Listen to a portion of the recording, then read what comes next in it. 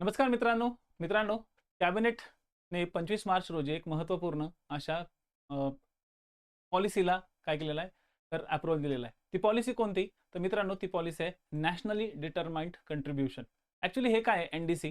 तर एन-डी-सी हे एक प्रकारे प्रत्येक देशानं United nations framework convention on climate change या अंतर्गत दिलेली एक शपथबद्धता असते किंवा एक वादा असतो की आम्ही कार्बनचं जे उत्सर्जन आहे ते कमी करू. मग या अंतर्गत काय काय भारताने जाहीर केले ते पाहू.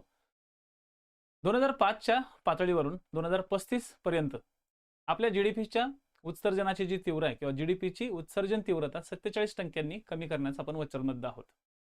2035 पर्यंत जीवाश्म इंधन आधारित नसलेल्या ऊर्जा स्रोतांमधून 60% एकूण स्थापित विद्युत क्षमता आपण निर्माण करणार आहोत. म्हणजेच कोणते इंधन? तर त्यामध्ये येतं सौर ऊर्जा, पवन ऊर्जा, हायडल म्हणजेच पाण्यावरती असलेली ऊर्जा आणि अणु ऊर्जा. ठीक आहे. आपण कोळशाचा वापर किंवा बाकीचे वापर या ठिकाणी करणार नाही आहोत. हा एक चांगला म्हणजे एक चांगला निर्णय या ठिकाणी केंद्र सरकारने घेतलेला आहे. भारत 2005च्या पातळीवरून वन आणि वृक्ष यांच्या आच्छादनाद्वारे आपण काय करणार आहोत? 3.5 ते 4 अब्ज टनापर्यंत कार्बन सिंक करणार आहोत. म्हणजे कार्बन डायऑक्साईडचं सिंक करणार आहोत. म्हणजे शोषून घेणार आहोत. म्हणजे जेणेकरून वातावरणामध्ये कार्बन डायऑक्साईड पसरणार नाही.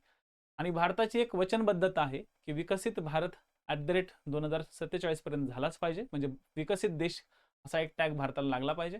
आणि आपल्या भारतानं जे काही प्रदूषण केलेलं आहे त्या प्रदूषणामध्ये आता नेट झिरो म्हणजे 2070 पर्यंत आपण टार्गेट अचीव करायचं ठरवलेलं आहे. किती? तर नेट झिरो म्हणजे प्रदूषण होणारच नाही याच्यासाठी आपण काय आहोत तर वचनबद्ध आहोत.